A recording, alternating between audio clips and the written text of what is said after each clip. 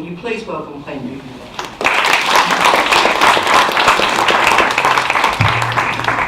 Thank you very much, and I also pay my respects to Aboriginal elders past and present. It's great to be invited here. As has already been mentioned, I'm the state member for Prahran. I'm not representing the Liberal Party position here in my comments tonight, so I just want to make that clear to begin with. When I first entered Parliament in my inaugural speech, I offered my support and encouragement to the federal government to consider same-sex marriage, and it was certainly a disappointment to me that when Labor was in government, that it didn't achieve what I thought was the right thing to have achieved, which is marriage equality. And I'll get to the Liberal Party in a moment, but just like I say, a few comments about the Labor Party. This was an opportunity that the former Prime Minister had. She had control of both houses of Parliament, and what a great legacy it would have been for her to have achieved marriage equality. She had her party platform was in support. And in the Labor Party, it's very rare to get a conscience vote. What's party policy is basically what you have to stick to or you're kicked out. And so this was a very, very unusual circumstance where the Labor Party offered a conscience vote on this issue, which was party policy. And in my view, it was really trying to have a bit each way. It was trying to get the support of those who supported marriage equality by having it as a party policy, but then allowing a conscience vote knowing that it would be doomed to failure. So it is disappointing, I think, for everybody that opportunity was lost, and I imagine that the former Prime Minister herself might be thinking now, gee, what a legacy that would have been had it been achieved in that term of government. Anyway, we're now in a position where the Liberal Party is in power federally, and there's an act which has been passed in the ACT for a state-based marriage system, which the federal government has indicated that it is going to challenge. I don't think, as far as this state-based marriage goes, I don't think that this position should be misconstrued as being a decision on the substantive issue of marriage equality. This is a constitutional challenge, whereby it's a challenge from the federal government as to the constitutionality of whether a state government can legislate on the issue of marriage, which is a federal responsibility. So I think that people who are concerned that this is the end of the road, the outcome of this, that's not the case. I think that the main game here is when the issue comes before the federal parliament again, and I understand my friend Adam is likely to introduce a bill to parliament at some stage, and if or when that happens, the issue of whether it gets up is going to hinge on whether the federal government members, the federal coalition members, are afforded a conscience vote or not. And my view is that this is an issue which should be a conscience vote for my federal colleagues. I've said that publicly, and indeed many of my federal colleagues have said that publicly, including Kelly O'Dwyer, Malcolm Turnbull, Warren Entsch, and others. So there is support within federal Liberal politicians. There is support for marriage equality, but more importantly, there's also support for a conscience vote on the issue from people who don't necessarily support marriage equality, because they see it from looking at it from a philosophical perspective. This is an issue which is a matter of conscience. And people like Josh Frydenberg, he is not a supporter of marriage equality, but he is a supporter of a conscience vote. And this is where I see the way through this to get the outcome that everybody in this room, I presume, wants to achieve, is to actually get to the position where, first of all, a conscience vote is enabled, and what that needs is 50% of the Liberal Coalition party room to vote in favour of it. And remember, you don't need to convince them of the argument of supporting for the issue of same-sex marriage. You just need to convince them that this is an issue which is appropriate for a conscience vote. So I think that's where the lobbying should be directed. The Prime Minister has indicated that it will be up to the party room. It's not something which the Prime Minister himself has indicated that he's unlikely to change his views, and I think you have to respect people's views. I disagree with it, but most of you probably disagree with his view, but you don't get to where you want to get to by beating people about the head on the issue. And I think the Rodney Croome has done an amazing job in slowly chipping away at identifying those people who perhaps just need to work through the issue themselves and then come to the conclusion that they do actually support same-sex marriage, or they do support a conscience vote. And certainly my federal colleague in my area, Kelly O'Dwyer, member for Higgins, her view evolved over time, and it doesn't happen from somebody being abused on Twitter or abused for standing and speaking a function. Just to give you an example, my views are probably fairly well known amongst those who follow state politics. But the last couple of days, I've been burnt on Twitter by a few Labor members who want to abuse me for entering into this space, abuse me for being a Liberal when the Liberal Party doesn't have a policy of supporting same-sex marriage. And that's not the way that we're going to get a result. And no doubt there'll be further flaming of me on social media even as I speak tonight. That is not the way to get the outcome. This issue is too important to be used as a political football. Yes, it is the case that the Liberal Party doesn't support same-sex marriage as a policy, but that doesn't mean it can't get up if a conscience vote is granted. So it is achievable, I think, to get 50% of my colleagues to agree to a conscience vote, and I think there's been rapid movement in recent years. When I made my inaugural speech, it was a bit of a novelty for a Conservative politician to stand up and offer that support. But now there are so many Conservative politicians who have offered their support, it's no longer novel. And I don't know where the numbers sit in the federal parliament, but I imagine that it is achievable, and Rodney's probably in a better position to give his views as to where he thinks it's at.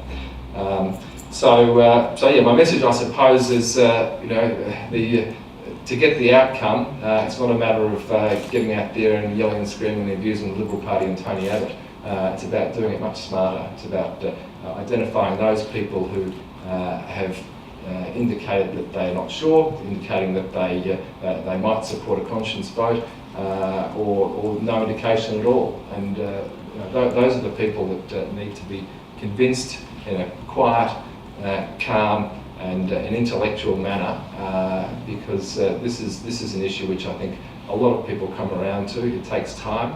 A lot of people who aren't part of the LGBTI community don't necessarily turn their minds to this issue. And but in recent years, it's been raised by in various forums. Other jurisdictions around the world have legislated, and I think it is changing. And I think certainly politicians many politicians, I don't think, have caught up with the public sentiment, which in my view, I think is swinging generally in favour of same-sex marriage.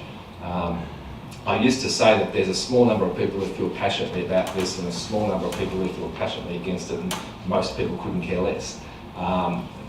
In the last year or so, I would say that those people who couldn't care less in the middle are increasingly starting to care. Heterosexual people in my electorate actually feel that this is an issue that is wrong and needs to change, and I get that through my local surveys that I do. So I think there is hope. It has to be done in a clever way. We've got a brand new Liberal government, and my hope is that we'll have a Liberal government for many, many years, and history shows that most governments survive certainly for longer than one term. So these are the facts that those who are supportive of this issue have to deal with, and in my view, the way to deal with this is to work within the system that we've got in the cards that we've been dealt in essence, that we need a conscience vote, and that door has been left open by the Prime Minister. Nothing I've said tonight I would be embarrassed about repeating in front of the Prime Minister. He respects that other people have different views, as his own sister has a different view.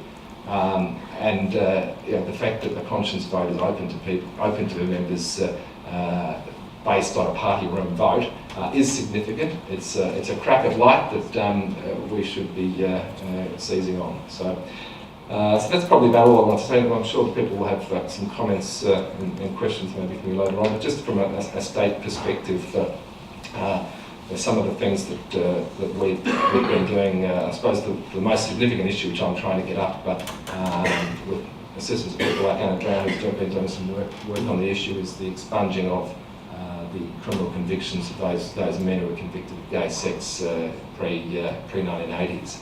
And there's a number of people in that position.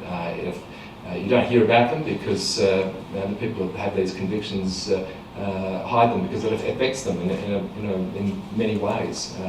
In travelling, working with children checks, job applications, and there are people out there who are affected by this, and this is something which the Conservative Party in England has recently legislated on, and I'm putting a paper together for the Attorney General. I have put a paper together for the Attorney General, and I'm hoping that I'll have some answers fairly soon on that.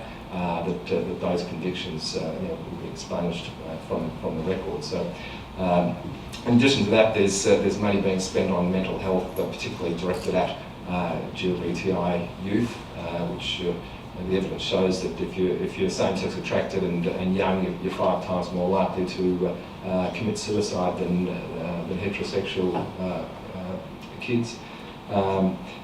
Pronto's just opened, rapid testing in Fitzroy, some big public health benefit there, and having people being able to be tested more often, get results quickly, and that's going to mean more people testing more often, and will impact significantly on public health. So they're just some of the few things. Condoms in prisons. I mean, you'd think that of course there's condoms in prisons. Condoms in prisons was introduced by Andrew McIntosh, the Liberal Minister, just last year, and an enormous public health issue, but the sort of thing which doesn't win any votes, and it's a sort of thing the previous government wouldn't touch.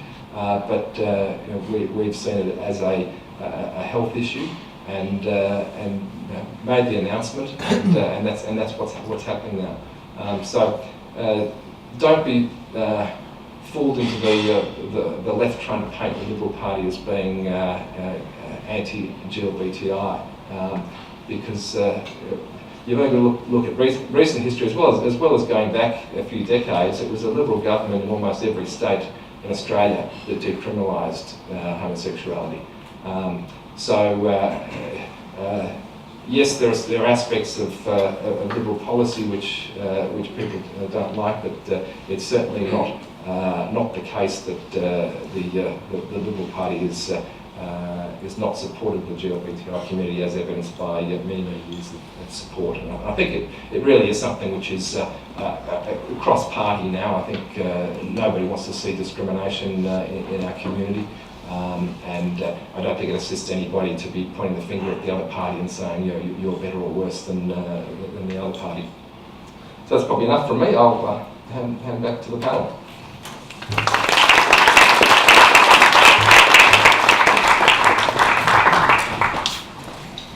Thank you very much. Our next speaker is Adam Bandt, the Greens MP and the Federal Member for Melbourne. He made history in 2010 when he became the first Greens MP elected to the House of Representatives at a general election, and he was subsequently re-elected this year with an increased vote. Adam was elected the Deputy Leader of the Greens in April 2012, and he is the Greens spokesperson on industrial relations, banking, science and industry. And he was also a participant in the former government's multi-party committee on climate change, which put in place the Clean Energy Act. Please welcome Adam Bandt.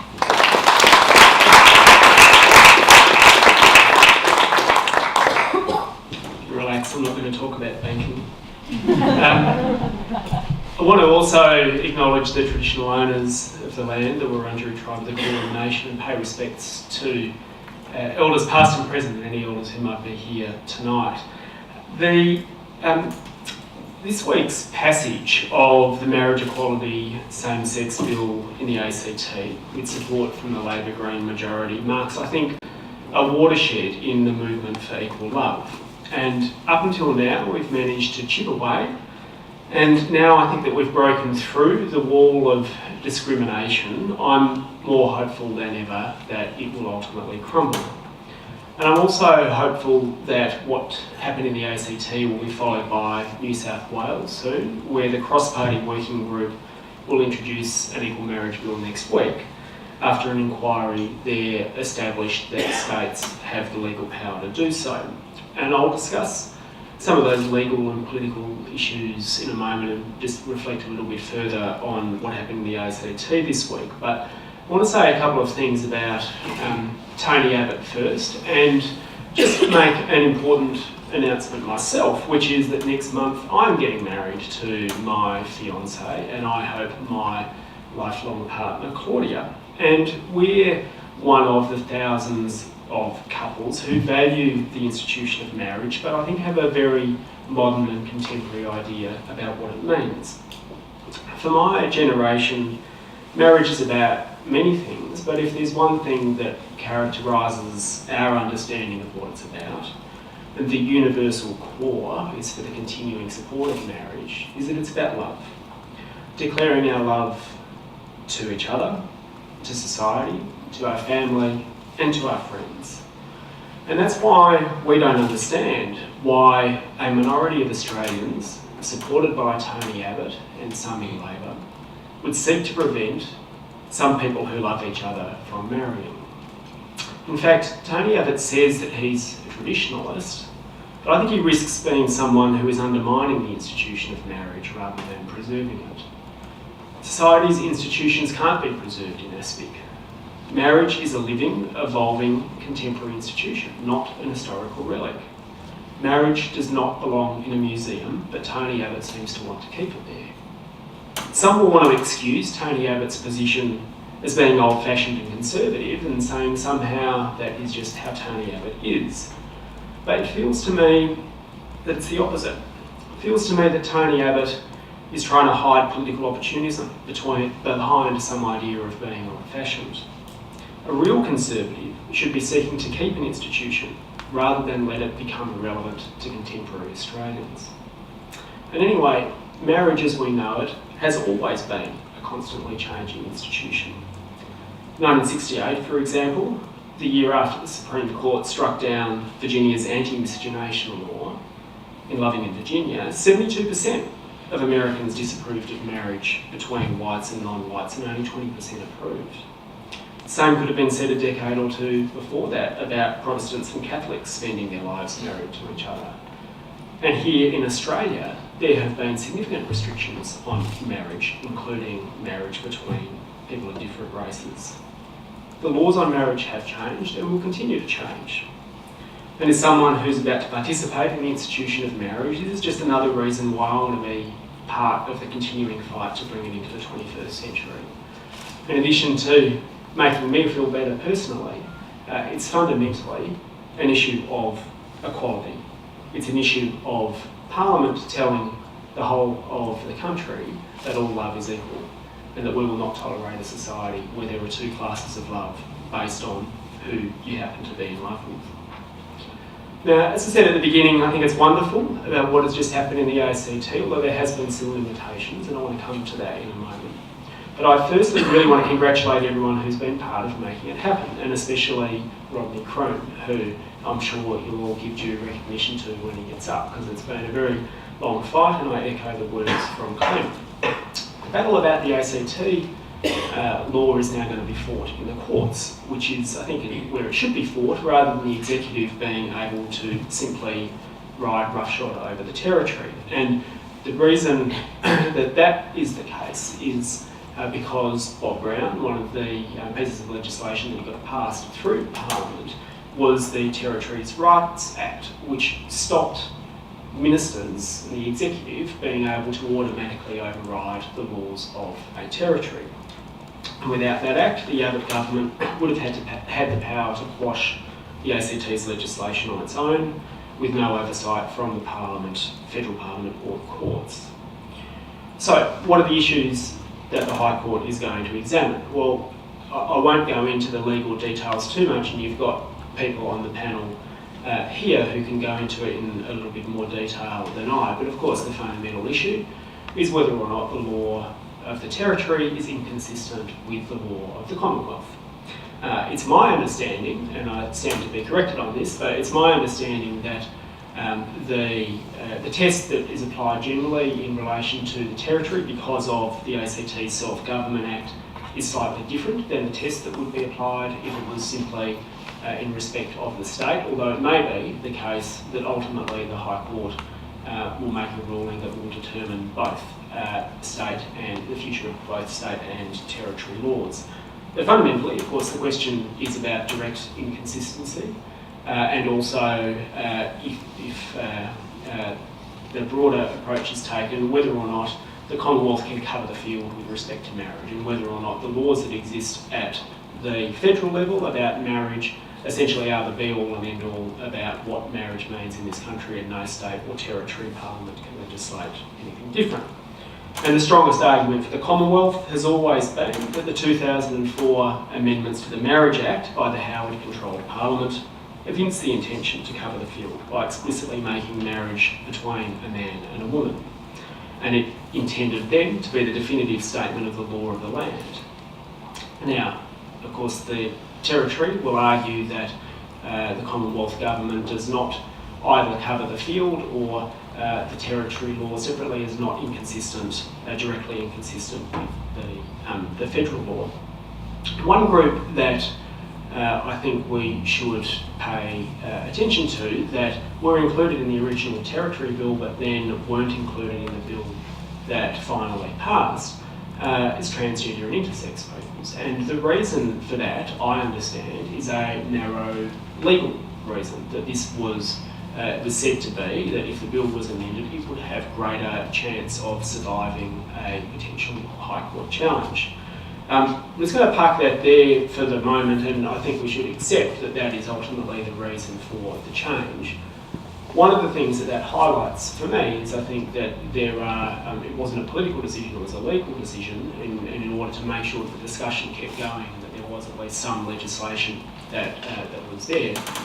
One of the things that highlights for me is that there are some limitations with proceeding on a state and territory basis. And that ultimately the federal law, of course, wouldn't be stuck with these constitutional limitations. That means you have to make decisions like this on an ad hoc basis. So, we'll find out soon enough whether the territory law is upheld. If New South Wales goes ahead with its legislation, as I very much hope it does, we'll find out whether there's any separate test that applies to state parliaments. But ultimately, I think while those very important matters continue on, and indeed we've got legislation in the Victorian Parliament as well, while that continues on, I think our focus, and certainly my focus, needs to be on the federal parliament. As has been mentioned, had this been an issue treated like pretty much every other bill that comes before Parliament, and the government voted as a block, as they do on every other bill that comes before Parliament, we could have had reform in the last period of Parliament, and it's disappointing that we don't. But the reality is, factional power brokers in Labor maintained the position for certain quite conservative elements of the Labor Party to be able to vote against it, and so now the only way that we will achieve, and that continues to be Labor's position, and so now the only way that we'll achieve reform in this term of federal parliament, and I'm optimistic that we can, is with a conscience vote from the coalition. Now, I hear what Clem says about how one formally gets a conscience vote. I must say I was a bit disappointed that in the last Parliament, when we had members of the Liberal Party crossing the floor on a number of other issues, and there has been a very strong tradition of Liberal members crossing the floor when it's of matters of their conscience, that we haven't seen an outbreak yet of Liberal members being prepared to do the same. I very much hope that there is a conscience vote in this Parliament, because I feel reasonably confident that if there is a conscience vote on the Liberal side, that with enough time we will be able to get the numbers to get it through both the House of Representatives and the Senate, even under a Tony Abbott-controlled Parliament. How do we best get there? As we saw in the last Parliament, we introduced a bill. Myself, I moved it, Andrew Wilkie co-sponsored it, the independent from Denison.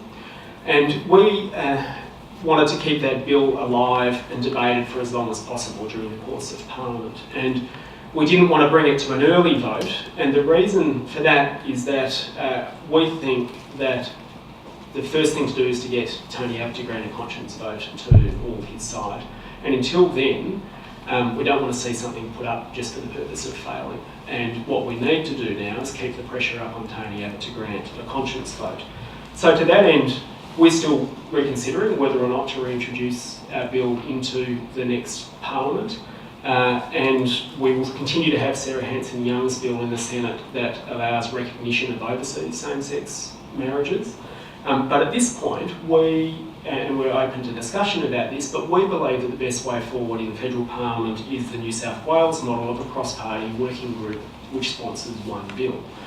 And if you do that, I think we give permission to a whole pile of people from the different sides of parliament to come out and vote for it, whereas otherwise they may not. And history, when you look around the other countries, you see that when you have that cross-party working group working together, that gives us the maximum chance of success. Now, if it looks like that's not going to happen, or it's not going to happen in good faith, then perhaps we have to adopt a different approach to try and keep the debate along. But in any event, regardless of the parliamentary tactics, I think critical to our success is going to be a continued strong and growing campaign of support for equal love. I've had the privilege of being to many, many rallies now. I've seen some fantastic placards. My favourite is still Because I Look Good in Tulle. I think that's fantastic. But the others that I see more and more of is people, and especially some younger people saying, I can't believe we have to even protest this at all. Some of them are even a bit less impolite than that, but I'm being filmed. So, and I think that actually reflects a growing portion of how people in Australia feel, and including how people in Parliament feel. And I think there's almost a generational thing too within Parliament. When you look at members of Parliament, a lot of the younger members of Parliament are also shaking their heads and wondering why we're even still having this debate. I hear people say to me a lot, why are you taking up time debating this in Parliament?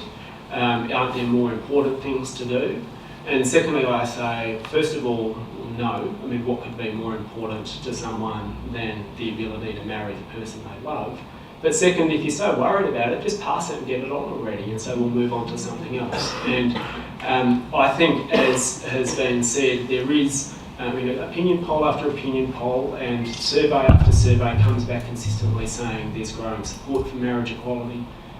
We had a Senate inquiry into my bill where more people responded to that inquiry than any other House of Representatives inquiry in parliamentary history.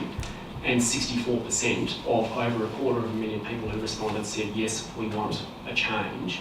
So I feel absolutely confident that we've got the public on side, and now it's just a matter of getting enough MPs on side. And our approach will be to continue to work with whoever we have to in Parliament to ensure that we get the numbers. And I actually feel, perhaps it's a case of only Nixon could go to China, and if that's the case, then maybe Tony Abbott, if he can ditch his opportunism, can also be remembered as the Prime Minister who delivered equal love, and that might be one good thing, at least from his Prime Ministership.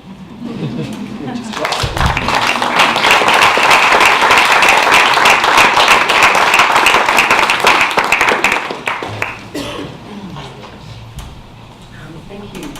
Our final speaker tonight is Rodney Croome, who was made an Order of Australia in 2003 for his LGBTI human rights advocacy. Rodney currently serves as the National Director of Australian Marriage Equality and spokesperson for the Tasmanian Gay and Lesbian Rights Group. Please welcome Rodney.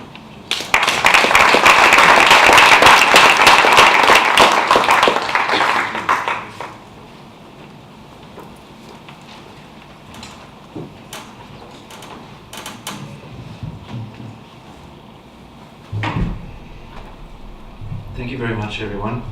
Can you hear me okay? and thanks very much to the Castan Centre for inviting me along today and sponsoring me to come up from Hobart. It's even chillier and wetter than it is in Melbourne.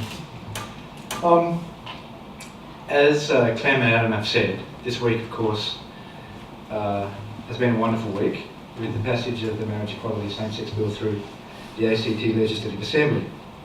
And almost immediately, of course, the federal government, as promised, has challenged that in the High Court. That means, inevitably, that over the coming weeks and months, the focus of the marriage equality debate will be on constitutional issues. And those issues are important, and I'll come back to them directly. But I fear that with that focus, there may disappear the focus on the actual case for marriage equality. And supporters of the reform, I think, more than ever, need to take advantage of the public focus on this issue, to make that case. It's not a case that has been won yet. I mean, you may support marriage equality and your friends and family may support it, but there are millions of Australians who don't, and millions of Australians who don't care. The case for equality, which is the sort of the headline issue, the human rights issue, equality and non-discrimination, has been made quite a bit, and you're all familiar with it. But the deeper aspect of that, what it means for people to be excluded from an institution that connotes love and commitment, and how that stigmatises the relationships of those who are excluded from that institution, is something that is only beginning to permeate the public consciousness in Australia, I think. And something we need to make the case much more strongly about. We also need to be making the case more strongly about the value of marriage itself. And I'm really glad that Adam touched on this in talking about his pending nuptials. Marriage, like I said, provides us with a universal language of love and commitment. It creates kinship in a way that nothing else does, no other legal institution does. It can have a role in strengthening relationships and bringing families together. And these are the kinds of points that many Australians haven't heard yet about this issue and really want to hear, because they don't necessarily understand marriage in terms of equality, but they do understand marriage in terms of love. And the way those points are communicated, of course, is not by people like me standing here and saying it, but through personal stories. And one of the focuses for me and for Australian marriage equality and for all of us who have supported this reform over many years now, has been to try and find ways to tell those stories about what equality means to people and what marriage means to people. Clem was talking about sitting down and having calm, rational discussions with people about this issue. And I couldn't agree more. But there's an extra word there. Discussions that relate to their experience, or that somehow resonate with them. And I think of a discussion I was in last year. There was Australian Marriage Equality and others organised a whole bunch of couples to go to Canberra, parents and clergy and all the rest, to go to Canberra to lobby MPs. And there were so many people that they were split up into state bunches according to their state. And I was taking the Tasmanian bunch around. And there was a lovely lesbian couple from Ulverston on the northwest coast of Tasmania, and there was a mother and a father of a gay son, and there was a transgender woman who's in a same-sex relationship. And we went and visited a Tasmanian Liberal senator who's against marriage equality, but he's not really hard right. He's sort of a pragmatic kind of guy, and so he was willing to listen. And he's from the northwest coast of Tasmania, he's from Ulverston. I thought he would really pay attention to the two women talking about their lives. and not so much from the transgender woman from Hobart, because that's a long way from office to me. And the transgender woman talked about how when her legal gender was male, when she was a male, she was married to a woman, and how wonderful that marriage was. It ended when her wife drowned. His wife then drowned. And this person then talked about the current relationship that she's in, and what it means to her, and how it's of equal quality and equal value to them and to their families and to everyone else. And put the question directly to that senator. What difference does it make? Why am I a different person now? That my relationship is of less value and that I am of less value.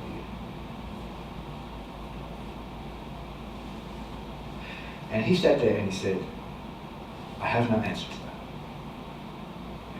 that. I've never heard that before. I can't justify the law as it is. I won't tell you his name, because hopefully one day he'll vote for reform. But this reform will come through the telling of thousands of stories like that across Australia. Like I said, people will be talking about the Constitution and everything else, but in living rooms and in staff rooms, those stories are what will make the difference.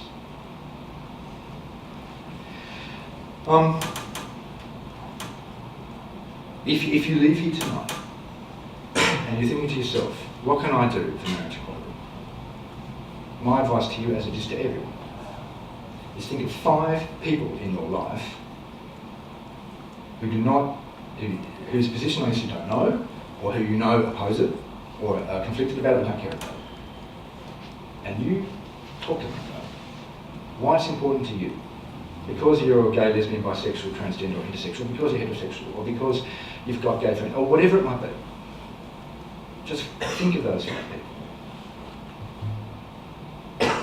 And use the discussion about the ACT or whatever else to talk to them about why it really matters. So returning to the legal issues, of course, personal stories are wonderful, but unless there's a route forward to reform, then they have less meaning, have less context. And tonight we've been talking about the routes towards this reform in the federal parliament, in the states and territories. One route that I've heard people talk about quite a bit, both in the LGBTI community and more broadly, including from those who oppose, is the idea of a referendum on marriage equality. I'm quite open-minded on how we get to marriage equality, but I'm not that open-minded. The one route that I'm very unhappy with the idea of is a referendum, despite the fact that it's talked about quite a bit. I think we would win a referendum, but no doubt about that, but I'm really concerned about the process and about how such a thing would become a platform for the worst kind of hatred, fear-mongering, prejudice that we would have seen in Australia. I mean, in the federal election, marriage equality was an issue because of the point of difference between Kevin Rudd and Tony Abbott. It wasn't the only issue, of course. There were plenty of other issues, but that was an issue.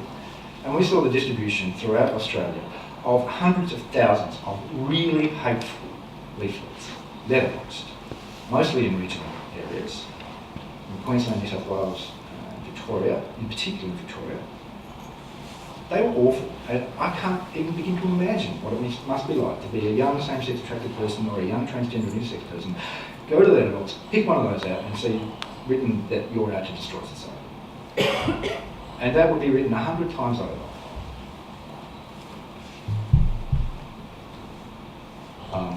Writ large 100 times over if we would have a referendum. So that idea I'm not so keen on. I'm much keener obviously on the parliamentary route forward. In terms of federal parliament, I agree with both our previous speakers. Clem's right that we need to deal with all parliamentarians in a respectful way. There's no point running around and bashing Tony Abbott and others over the head with this issue. No point at all. I mean, although he doesn't support it, he has made progress on the issue. He deserves credit for the fact that he recognises it's an important issue to many people, and he doesn't see it as a manufactured or confected issue like some of his colleagues do, and others. And he's willing to talk about it in a way that some other members of other parties aren't. Adam's right, absolutely right, that we need cross-party cooperation. That's how reform was achieved in Britain, that's how it was achieved in New Zealand, that's how it was achieved in other countries. The model is New South Wales, as Adam said. There, people from all parties, Greens, Labor, Liberals, Nationals, Independents, are working together. They're building trust, and they're focusing on the issue, not on the politics. And out of that will come co-sponsored bill. If we can do it in New South Wales, we can do it federally. A key step, of course, will be achieving a conscience vote in the coalition. I believe from my lobbying there's some majority support for a conscience vote. But we need to work with people, our supporters in the coalition, to make sure that the debate on that comes on at the right time, so that that support is able to be expressed, and then we can move on to a vote on the co-sponsored bill. But of course, at the moment, the focus is on state and territory laws.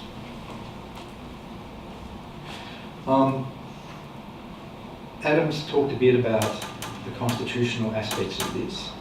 I've talked a lot. I was involved in the introduction of the first state same-sex marriage bill in Tasmania in 2005.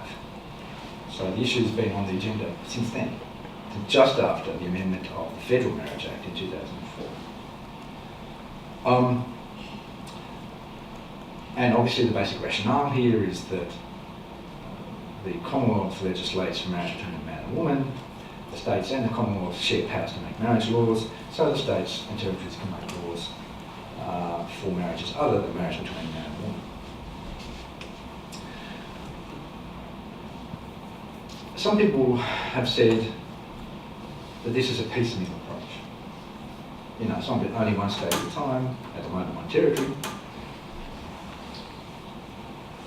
I find that odd, because every example of relationship law reform in this country's history has occurred state by state, territory by territory. Heterosexual marriages were performed under state and territory marriage laws up until 1961.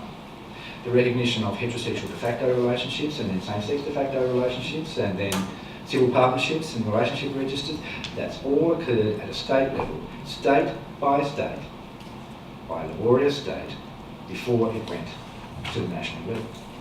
Why would same-sex marriage be any different? Some people have said it's not equality, it's second best. And again, to me, the focus is on the fact that this reform allows people to enter into legally binding marriage that has all the characteristics of marriage and a lifelong exclusive commitment. And whatever the lawyers might think about it, that is what couples want. We know that's what couples want, because 800 couples have already registered their interest through AME, Australian Marriage Equality, with marrying in the ACT. 800 couples since the bill was passed on a couple of days ago. Couples want that. I mean, it's a fact, I think, for most people, that they don't care who's passed the law they marry under. They don't care at what level that's passed. They don't care what the parameters of the law are. They care only that they can marry. And that's certainly the case for that 800 couples, I'm sure that many more, who are going to go to the ACT and marry if they can. Adam also touched on another issue, which is transgender and intersex exclusion. This issue arises because the bills that we're dealing with in Tasmania and New South Wales, and in the ACT to an extent, are about same-sex marriage. So what about those people who don't identify as one sex or the other? Are they excluded from that?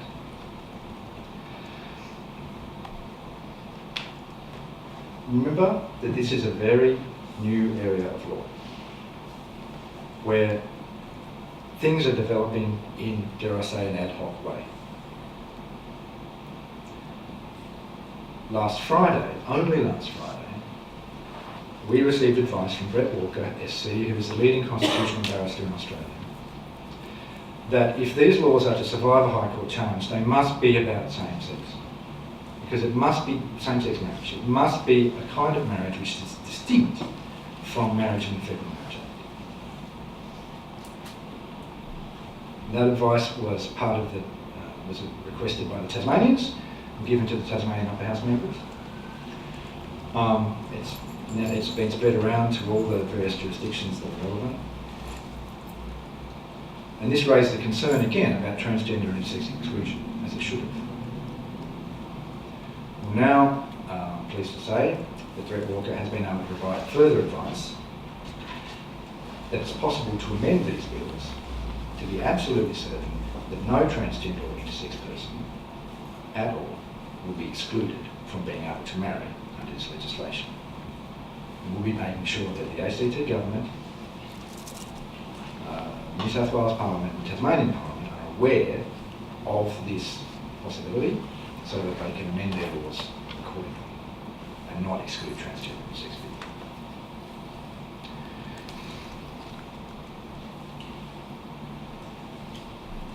But whatever disadvantages you identify in these state and territory laws, I believe they're outweighed by the great plus of same-sex couples, couples with transgender and intersex partners, being able to finally marry. Tomorrow we're going to release a video of a young fellow who lives in Tasmania, who's brought up by two mums. And last year, when the Tasmanian Upper House was looking at this issue, he went down and he addressed them all. And he said, look, one of my mums has terminal cancer. She's going to die soon. They want nothing more than to be able to marry. Please let my mums marry. Please let them be united, he said, before their party forever. And the Tasmanian Upper House didn't listen. They didn't pass that bill. It missed out by 2 votes. Well, his mum, who had cancer, has died. And those 2 women will never be able to fulfill that dream. That will never happen. But it's not too late for thousands of other couples. Couples who are elderly, who may be ill, or couples who have elderly parents. And those parents really want to see their children married. I cannot stand in the way by saying we should not pursue state and territory laws. State and territory laws are at the moment the best opportunity for them to achieve their aspiration. And I'll fight for that, as I will fight for reform at the federal level, along with many, many others. This isn't just an important reform. This isn't urgent. And when you go out and talk to your 5 people, remember that. It's not just an academic exercise.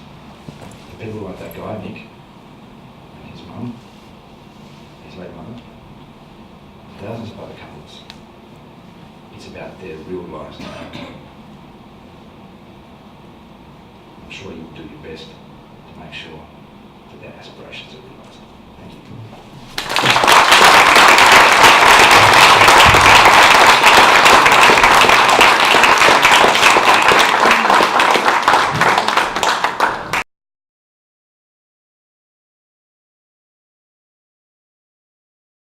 No, I don't think so. I mean, let's say the federal government, couples begin to marry in the ACT, which is something obviously the federal government doesn't want to see, but if they do, I mean, that would have an incredible impact. Those images will go around the nation and people will see that the love and the joy and the happiness involved there, and the sky won't fall in, and of course it will increase support for reform. But most of those couples will be from interstate, and they will go back to their states, and their first question will be, why isn't my marriage recognised here? And they and their families will become advocates for the reform in their particular state. We could look to the United States as an example, just because it's happened in, how many states are there now? 12, I think. That hasn't taken the steam out of the movement there, it's just grown. As more states came on board, there was increased pressure on the federal government in the US to recognise those marriages, and there's increased pressure on other states to follow suit. And we see more states coming on board all the time. So I imagine it will be the same here, just as it was with the recognition of other personal relationships.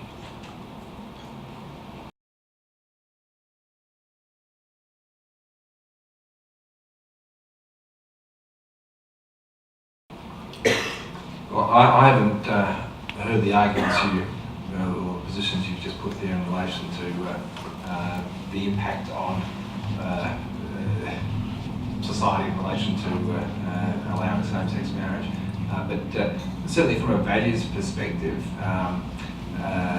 in my inaugural speech in Parliament, which you can look up on Hansard for those who are interested, I actually introduced the topic in a very roundabout way. I spoke about the importance of family and the benefits that family and the strength that the family unit gives to our society, and my reference to extending that was a very subtle one at the end of that. So certainly that's the basis, I suppose, of my view, is that it can only strengthen our community and allow everybody to participate in an institution which provides great satisfaction for those who are in it. So yeah, look, I'm not sure whether we need to talk about marriage being the cure for the things you referred to. I think the approaching it from that perspective of the value of the family unit is what rings true with Conservatives. Certainly, it's part of the Liberal Party platform is the importance of family and the strength that gives to our community. And I think it's hard. I think it's very hard to see an argument against that. So, Adam's got a comment on it. Surely it'd mean there's more weddings for Liberal MPs to go to. I think that I think equality is a very powerful value in Australia, and I think it's the right one for us to continue to focus on. I think it's something that people understand, and it's a very, very powerful argument. To the second string to the bow, I think, rather than being about some of those things, is to talk about love. And there's not enough of it in Parliament. I love all talking about it, and I think that it's part of the reason people are a bit disconnected from politics generally, and might be disconnected from movements around legal reform. And I think that we, as Rodney said, it's something that everyone can identify with, and the more that we talk about it as being about love and tell the personal stories, I think the more likely we are to win. So that's where I'm putting my money.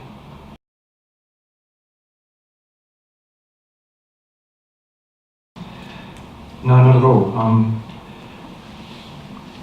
I guess there's 2 points here. Firstly, I can't see us achieving this reform in Australia without sort of maximum community support, because there is still obviously resistance from a large number of MPs across both major parties. They will only shift when they believe that there's a maximum amount of community support. And already community support is higher in Australia than it was when it was achieved in France, or in fact in New Zealand, or in fact in Canada. So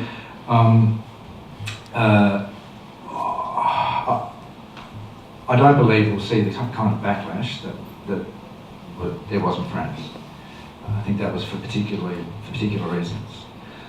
I hope we go down more the New Zealand path of achieving this reform fairly constructively.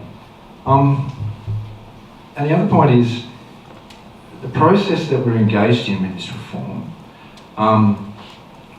because of the focus on education, will mean that lays the groundwork for moving on to other important reforms that need to occur.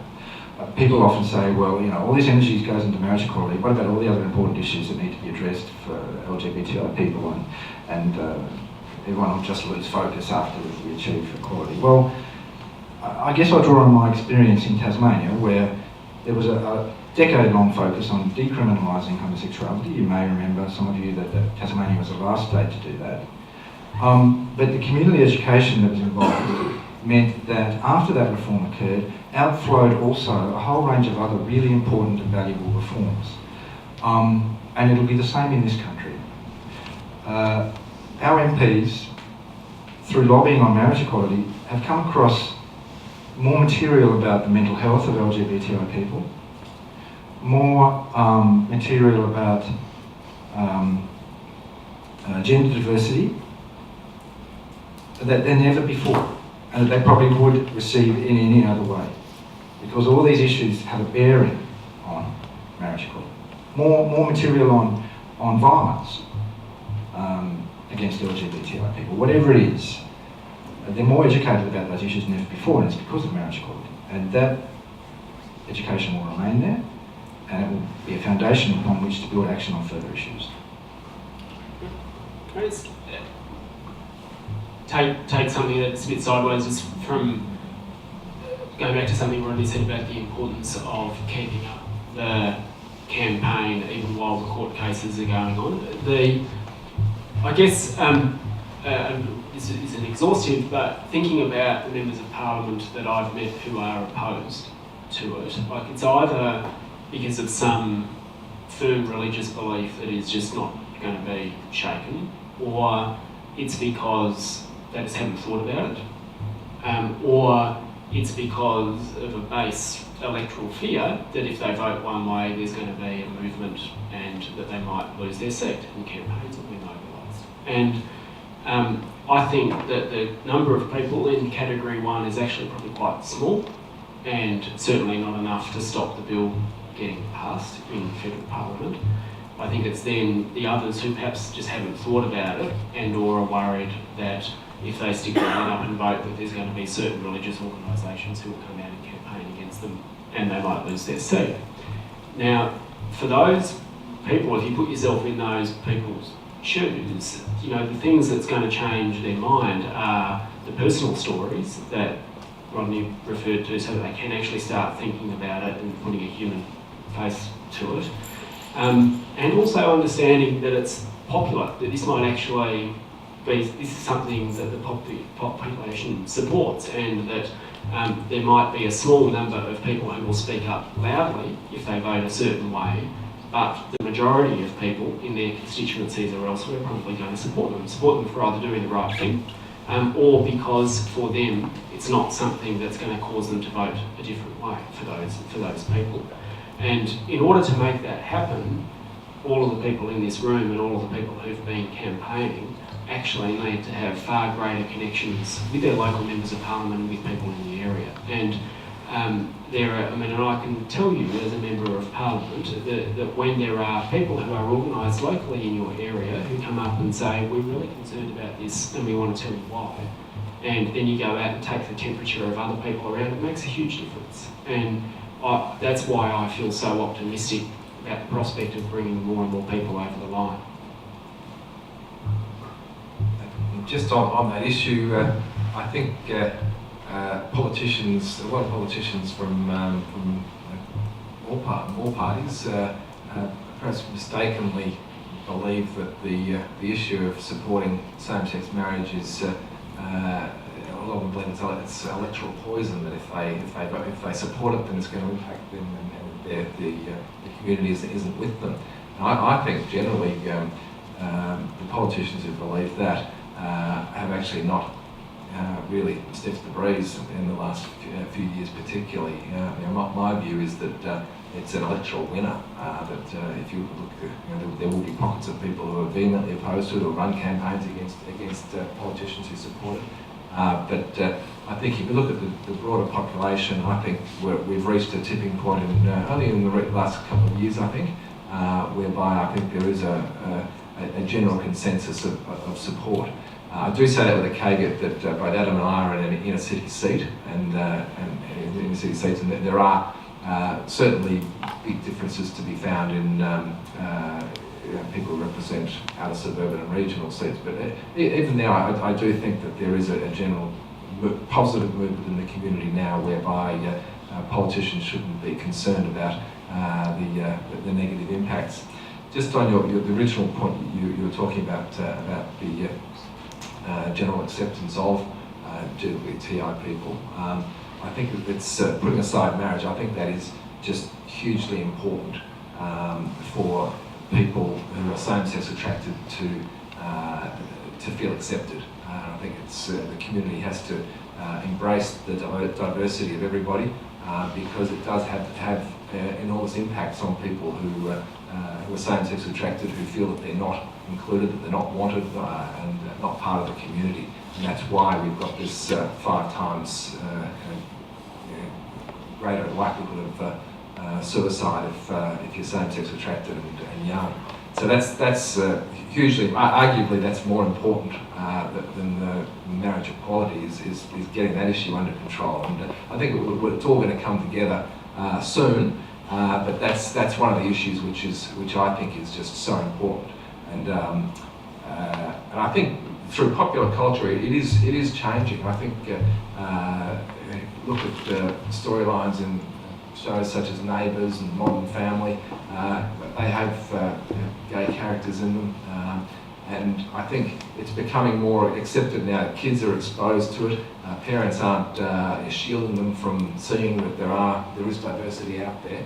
And I think that does permeate through the community, so that I think certainly my kids, I've never detected any level of homophobia within their language, and I think that's probably due to having popular culture around them and their peer group coming through without the sort of lack of tolerance that may have been there when I was growing up. So I think we're getting there, and it's important not just for marriage equality, but it's very important also on the issue of just people feeling accepted within their community.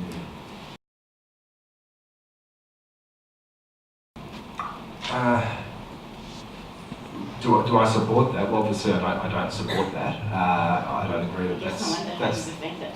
Beg your pardon? I guess I wonder how you defend it.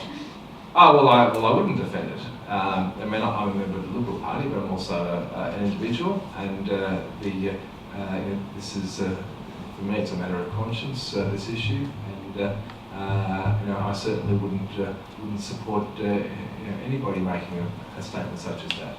I think it's clear that it's not a choice, your sexual orientation, and to suggest it is very damaging to people who find themselves in a position where they have a sexual orientation which is not heterosexual, and has huge impacts on their mental health if leaders suggest that it is a choice.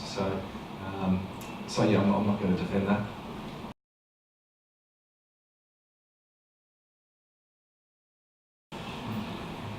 No, because that's not constitution. It's not constitutionally possible for the states or territories to recognise overseas same-sex marriages.